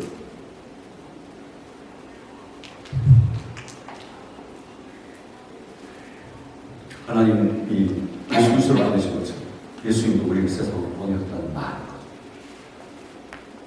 I am sending you. 너를 지금도 보내시고 계신다고 말씀하셨어요. 그래서 세상 속에 살아가는 우리는 다만 살고 있는 게 아니라 목적 있는 보내심을 받은 삶을 사는 것입니다. 예배를 마칠 때 우리는 세상을 향해 흩어지고 있는 것이고, 축도는 단순한 베네딕션, 여러분 복에 복을 더하는 어떤 한 예배의 순서가 아니라, 여러분 엔딩 세레모니만 아니라 엔딩 세레모니로 끝나면 안 되고 실제로 샌딩 세레모니여야 한다는 거죠. 축도는 엔딩 세레모니로 끝나면 샌딩 세레모니, 세상으로 우리를 파송하시는 예식입니다. 그러므로 우리는 세상 속에서 이미 만나고 있는 사람들 속에서 이미 맺고 있는 관계, 직면하는 문제, 우리가 일하고 있는 일터, 자리에 이미 우리는 사명을 가지고 존재하고 있습니다. 그곳에서 우리가 살아야 될 삶의 모습을 정리한다는 선교적 삶인 것이죠. 그래서 선교적이란 말은 이제 예배당을 향하는 우리의 모습이 아니라 예배당에서 우리 교회 공동체가 세상을 향하는 우리의 삶을 정리할 때 쓰는 말인 거죠. 미셔널 말. 그래서 교회를 수식하는 많은 말이 있을 수 있겠지만 실제로 미셔널 처치라는 말이 교회의 존재를 설명하는 거예요. 참 인생이 짧아요. 저도 살아보니까 진짜 짧아요. 어제는 17살 자기 아들을 세상에 떠나보낸 아버지가 앉아서 어제 저녁을 같이 먹었는데, 그분도 저 나이, 제 나이 60 중반. 그가 이렇게 막 제 아이를 보내고 난 다음에 죽음에 대해서 많이 생각했습니다. 한 가지 깨달은 게 있습니다. 참 위로가 됐어요. 100m 안거리도 완전한 하나의 경기이고 32.19m 마라톤도 완전한 하나의 경기죠. 70, 80을 사는 제 인생도, 살아야 하는 제 인생도 완전한 하나의 인생이고 17년을 살고 죽은 내 아들의 삶도 완전한 하나의 인생입니다. 그걸 옆으로 비켜놓고 날아가는 화살처럼 생각해 보아도 사실 짧은데, 길이로 그어놓고 그의 인생과 나의 인생은 길이로 좀 차이가 있겠지만 그게 수직으로 나를 향해 오고 있다고 생각한다는 점 하나인데 다른 게 없는 것 같아요.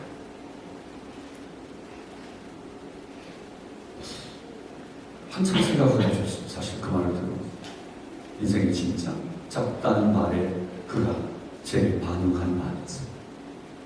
자기 아들 17살 아들을 보내면서 깨달은 죽음에 대한 이해를 했어요. 그래서 제가 이렇게 말했어요.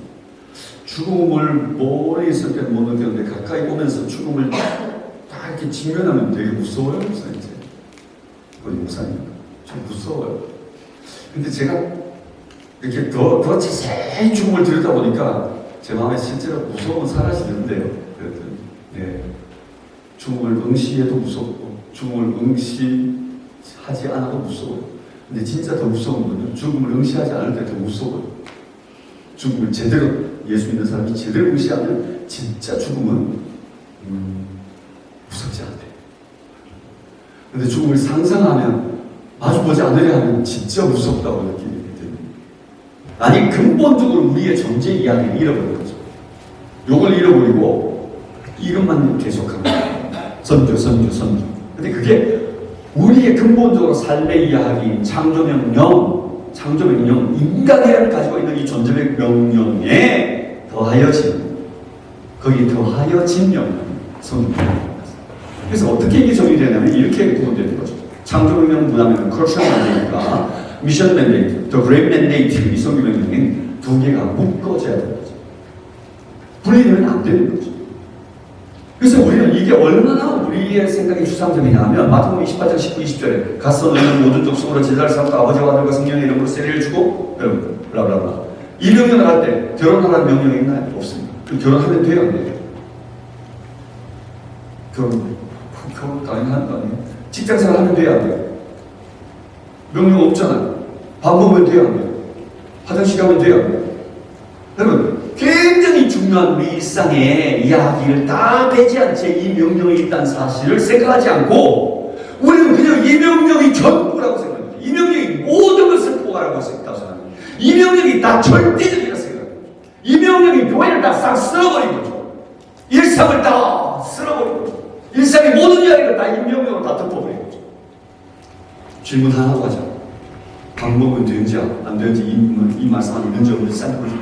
아니, 직장에서 일하면 되는지 안 되는지 우리가 생각해 보지도 않고, 결혼하면 되는지 안 되는지 이 질문이 이 명령 안에 있는지 없는지 생각해 보지도 않고, 성경 명령이 전부라고 생각합니다. 아니요. 근본적으로 인간의 삶의 이야기, 이 창조 명령 위에 이 성경 명령이 더해져. 그러니 결혼하는 과정 안에 이 성경 명령이 수행되는 거죠. 일하는 과정 안에 이 성경 명령이 수행되는 거죠. 먹는 것 가정 안에, 먹는 이야기 안에 하나님의 성경 명령이 수행되는 거죠. 마시는 이야기 안에 하나님의 성경 명령이 이행되어지는 것이죠. 그 이야기에, 먹는 이 안에 제자 삼는 이야기가 일어나는 거죠. 여러분, 마시는 이야기 안에 가르치고 지키고 하는 이야기가 일어나게 되는 거죠. 그러니 우리 일상의 이야기가 모두 신앙 안으로 들어가고, 아니 모두 성경 안으로 들어가야 됩니다. 모두 내 삶에 일거수일투족. 그래서 바울이 표현하기를 먹든지 마시든지 무엇이든 다 하나님의 영광을 위하여 라는 말. 그래야만 성교가 온전성을 가지게 됩니다. 그래야만 성교가 통전적이 되고, 그래야만 내 삶과 일상이 여러분 신앙과 분리되지 않게 되는 것입니다. 네, 여기까지 해도 여러분에게 충분히 아마 질릴 것들이 있을 것 같은데 여기까지 할게요. 여러 질문들 보내주셨는데 이렇게 보내주셔도 됩니다. 이쪽에서 선교에 대한 특강을 듣고 나서 이런 질문이 내가 삶에서 선교하며 살아야 하는 알지만 구체적으로 어떻게 살아야 할까요? 라는 질문을 주셨어요.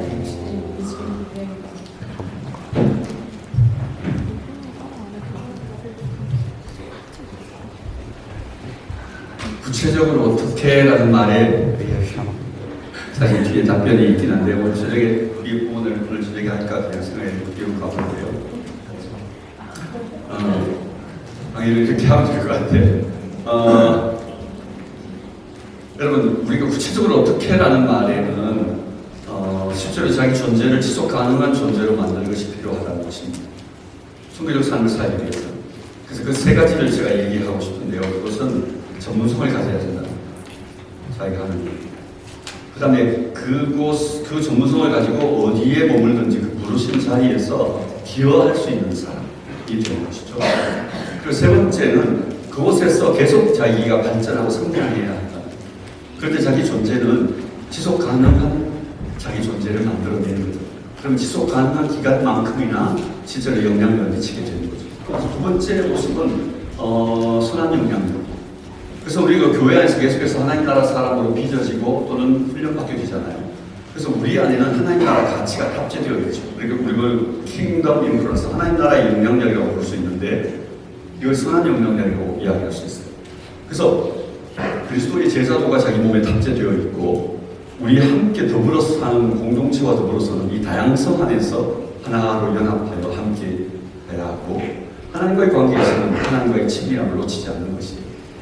그러니까 하나님과의 친밀함, 이 경건의 힘이 우리의 하나님을 아는 지식이 우리의 힘이에요. 그래서 하나님과의 관계에서는 친밀함을 유지하고 공동체와 더불어서는 이 다양성을 존중하면서 인정하면서 함께 더불어가는 연합하는 마음이 필요하고, 그리고 개인의 삶에는 제자로 탑재되어지는 이와 같은 한 사람 그리스도인이 세상 속에서 하나님 나라 가치를 살아내는 선한 영향력을 미치는 사람이 될 수 있다는 거죠.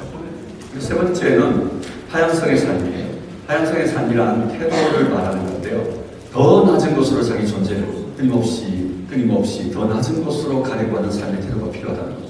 하향성이라는 것은 단순하게 돈이 많은 곳에 돈이 없는 곳 이런 개념이 아니고 복음의 영향력이 낮은 곳 이런 의미를 가지고 있어요.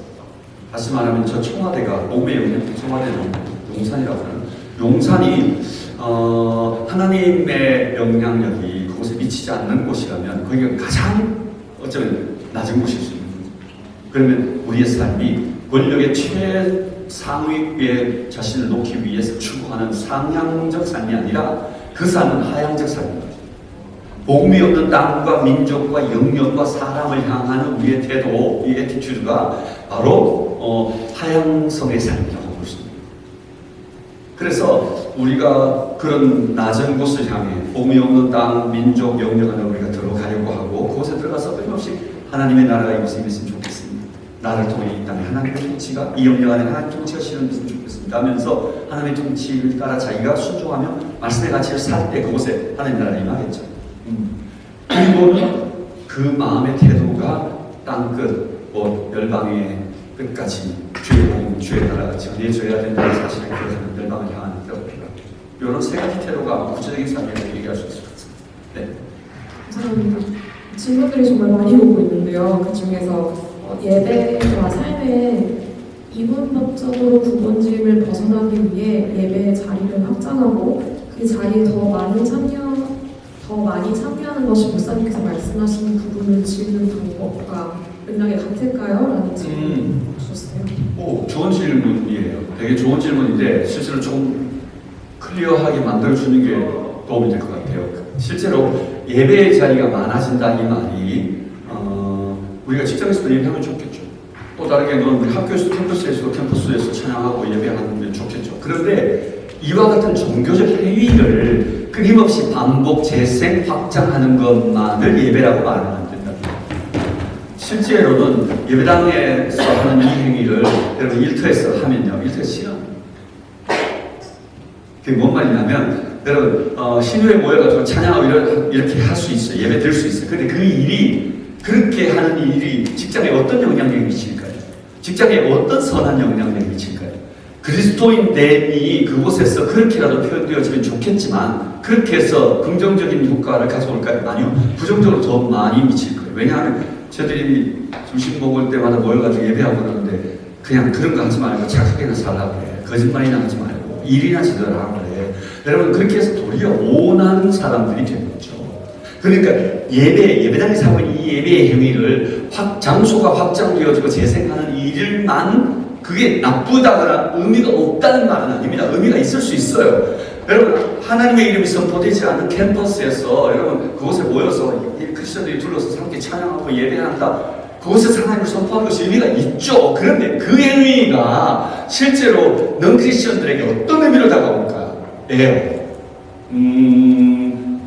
여러분 대성교회가 예배 마치고 청년부 예배 마치고 난 다음에 근처에 여러분 그 공항시장 쪽으로 막 너무 지저분하잖아요. 그래서 그쪽에 쓰레기 주우러 나가자 이렇게 한 거예요. 근데 다 쓰레기 주우러 나갔는데 앞에 대성교회 청년 다윗 청년회 뒤에는 예수님을 믿으세요. 이렇게 해가지고 쓰레기 주우러 나가서 행위를 할 때 그것이 세상 사람들에게는 어떤 영향력이 미쳐질까요?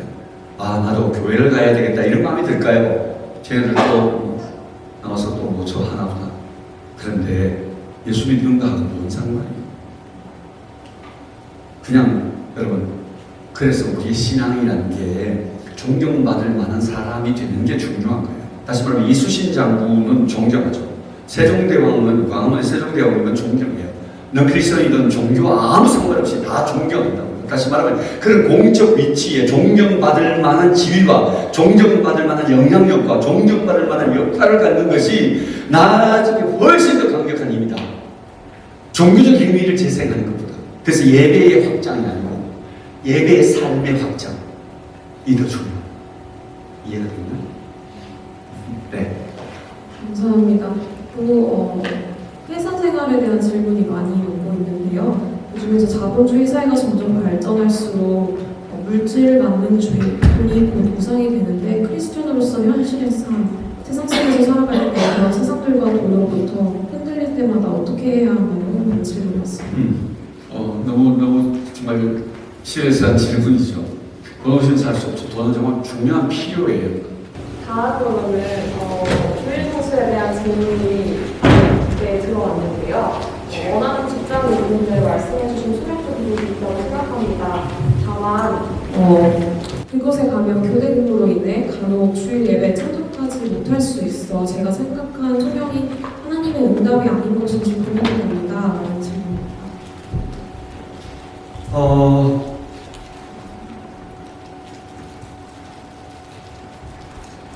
네, 제가 너무 단답형으로 말하기는 되게 곤란한 거예요. 이게 단언해서 표현하기는 곤란한 것 같아요. 선택인 것 같아요. 다시 말하면 하나님 내가 기도했지만 내가 보내신 그곳이 내 사명의 자리라면 여러분 예배에 우리 공동체 예배에 꼭 참석하지 못하는 상황이 생기더라도 나는 그 일의 의미 또는 그 일의 가치 또 그곳을 하나님 나를 그곳에 보냈다고 하는 자기 확신 이런 것들을 통해 그곳에서 예배의 삶을 살 수도 있고 자기 그 근처에 예배에 갈 수 있는 시간을 확보할 수도 있고 또 직장생활에 적용하면서 또 예배할 시간을 따로 얻을 수도 있는 기회도 만들어낼 수도 있고 등등 다양하게 우리가 일어날 수 있는 초이스들이 그 뒤에 일어날 수도 있거든요. 근데 단순하게 그것만 가지고 응답이 아니고 응답이고 이렇게 판단하는 것은 좀 아니라는 생각이 들어요. 그러니까 공동체 예배를 할 수 있는 시간이 확실하게 주어지는 모든 상황만 하나님의 응답이다. 그렇게 생각하잖아요.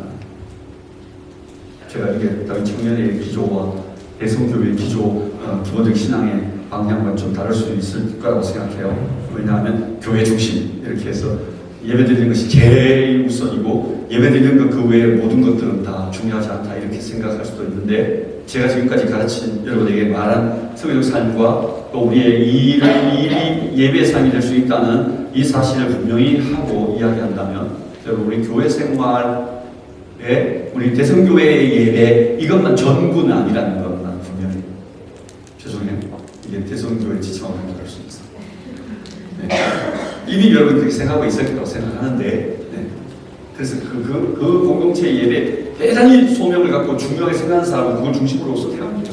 그렇지만 다른 선택도 가능하다는 말은 네, 있습니다. 그리고 다음으로는 복음을 전하는 방법에 대한 질문들이 몇 개 들어왔는데요. 그중에서 가족에 대한 질문입니다. 가족 중 저 혼자 하나님을 믿고 있습니다. 가정 안에서의 선교는 어떻게 하면 좋을까요? 예, 일찍 일어나고 성유민을 얘기하는 건 아니에요. 하여튼 성유민은 가정 보고만 할 문제가 없으니까 일이 없으니까 하여튼 일찍 일어나고 이부자리 정리 잘하고 지방 청소 잘하고 가족의 일들을 최우선으로 해서 가족을 돕고 그리고 어머니 아버지에게 감사하고 형제 우애하고 그런 가족 중심의 삶을 사는 일을 통해 교회 다니는 이체가 변했구나 이런 말들이 가족들로부터 평가되고 인정되어질 때 가족 구원이 시작되겠죠. 그런 것과 상관없이 다만 기도만 한다고 교회 생활을 더 많이 하고 교회 가서 기도만 한다고 여러분 우리 가족이 돌아오지 않습니다. 도리어 애가 변했고 애가 이상해지고 교회가 되니 이상해지고 그래서 점점 교회와 더 멀어지지 않을까요? 그래서 참 기본적인 삶에서 가족으로부터 사랑받고 존경받고 인정받는 삶의 태도가 가족 안에서의 성경 삶이라고 생각합니다.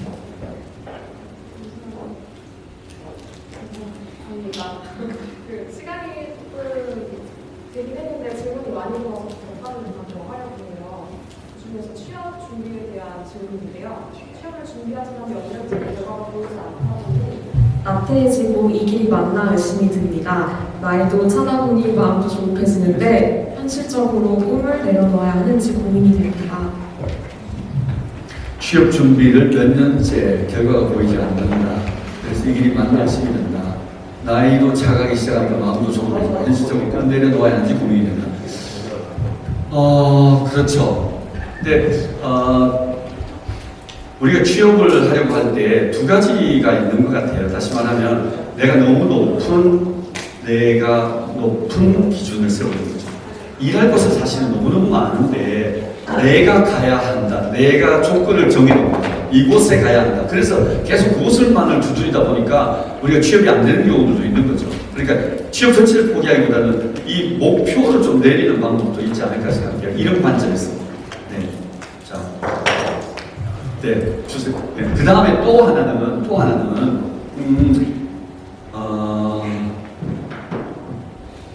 우리가 연봉이 낮기도 하고, 또 다르게는 내가 원하는 곳이 아닐 수도 있고, 그렇지만 내 전공이나 또는 내가 하고 싶은 일을 할 수 있는 기회가 있는 일을 선택하면, 기회를 선택하거나 일을 선택하면, 그 기회가, 그 일이 나에게 다른 결과를 가져올 수도 있다는 거죠. 그러니까 우리는 늘 어느 직장, 어느 정도의 연봉 이것이 우리의 목표가 되어 있다면 여러분 일의 소명이라는 관점에서는 그 일을 내가 좀 좋아하는 일을 할 수 있는 기회, 그 다음에 낮은 연봉이지만 내가 기뻐하는 일을 할 수 있는 어떤 환경이 되어진다면 이것을 선택함으로 그 결과는 다른 결과를 낳을 수도 있어요. 그래서 단순하게 포기하는 것만 전부 아닌 것 같아요. 그래서 방법을 좀 달리 볼 수 있지 않을까 그렇게 제안해요. 감사합니다. 그리고 다음 질문은 예체능 분야에 대한 질문인데요. 예체능 분야와 하나님 나라의 확장을 관련짓는 것이 어렵습니다. 예를 들면 체육, 이용, 무용 이런 영역에서 하나님께 어떻게 영광을 돌릴 수 있을까요? 더 쉬울 것 같은데 더 쉬운 적용이 가능하지 않나요? 우리 예를 들면 우리 선교사 아들들이 여러분 이번에도 뭐죠? 지난번에 경연대회에서 우승하는 일이 있었잖아요. 지금 이름 악동뮤 말고 최근에 이성윤 그 이목사의 아들 이재철 목사 아들 말고 최근에 왜 그 아프리카 선교사 아들 우간다 선교사 대학 총장님 부총장님 아들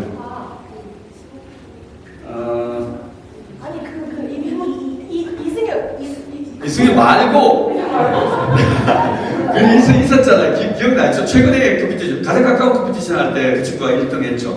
그 목이 문제가 돼가지고 손을 못하고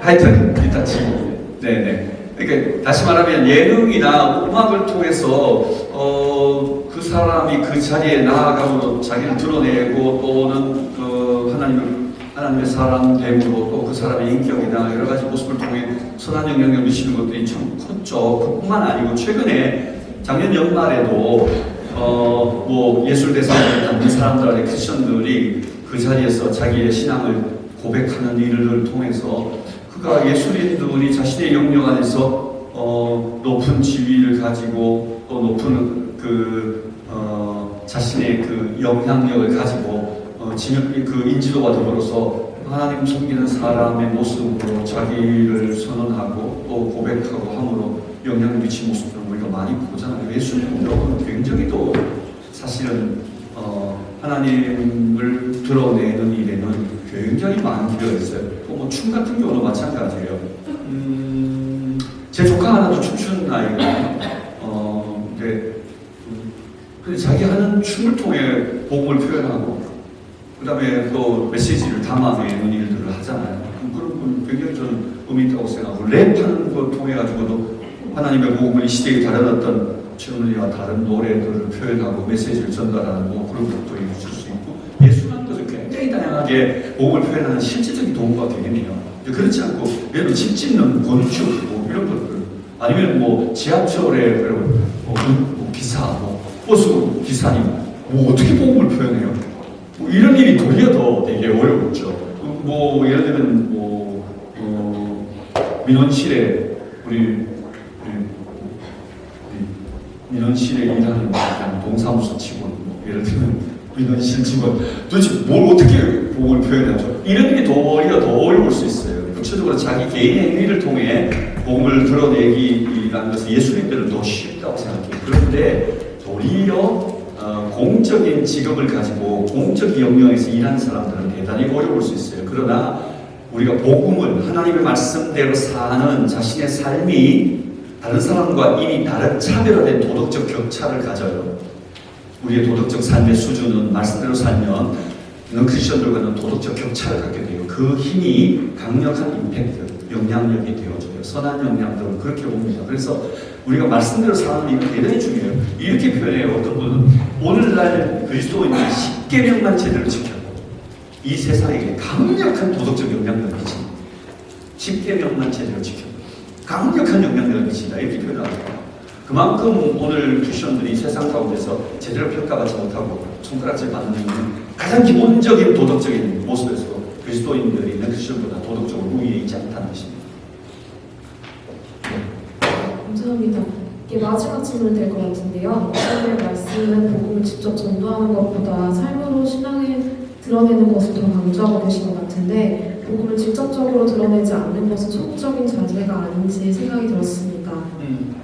네. 제가 이야기하는 것이 한쪽을 강조하니까 한쪽을 부정하거나 부인하거나 이렇게 생각하는 것 같은데 그렇지 않고 우리가 지금 하고 있는 일의 부족함을 이야기한 거예요. 우리가 하고 있는 일에 복음을 소개하는 방법은 우리가 보여주는 방법과 우리가 말로 설명하는 방법이 있습니다. 그런데 그동안 우리는 설명하기보다는 그냥 선언한 거예요. 다시 말하면 외치는 거다. 스피크아웃하는 거예요. 그냥 말로 뱉어내는 예수 믿으세요? 이런 스피크아웃하는 데 강조점이 있었어요.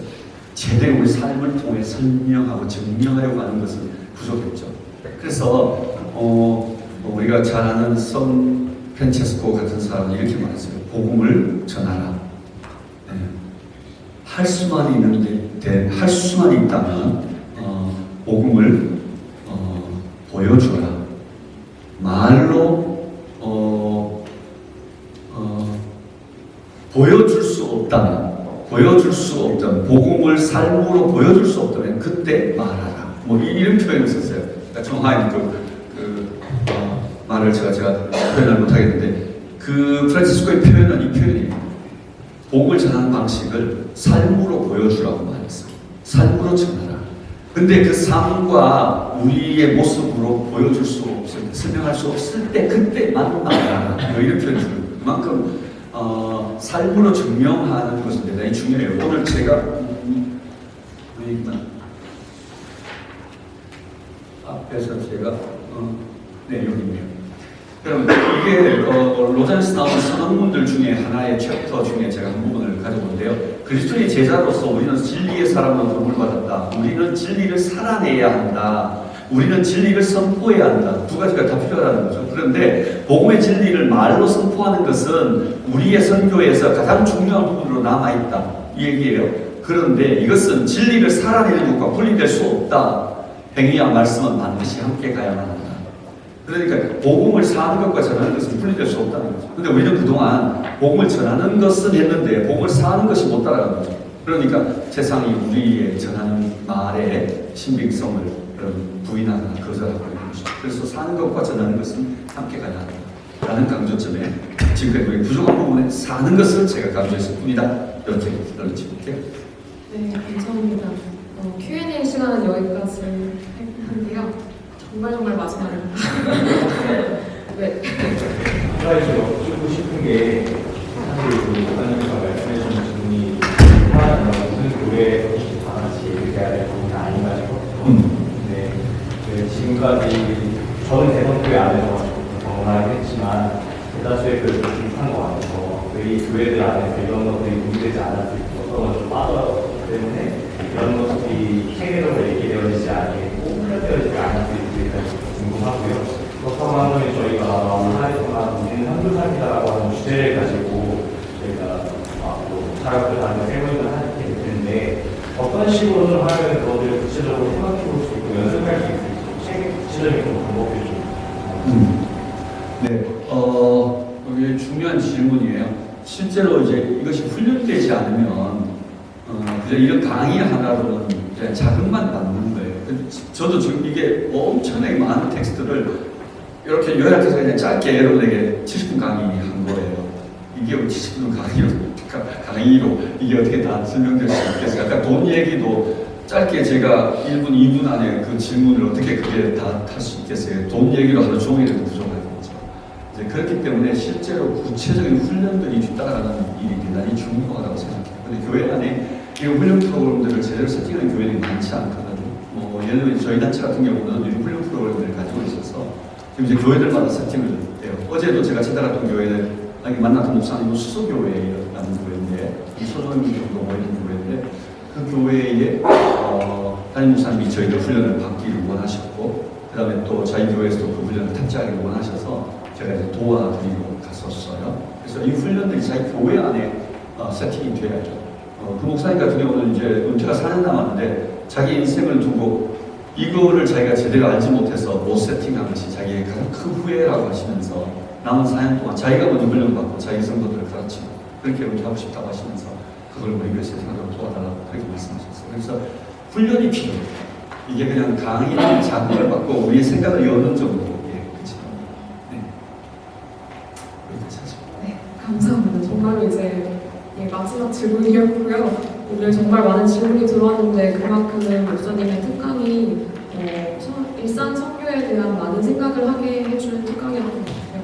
말씀 전해주신 근사님께 다시 한번 큰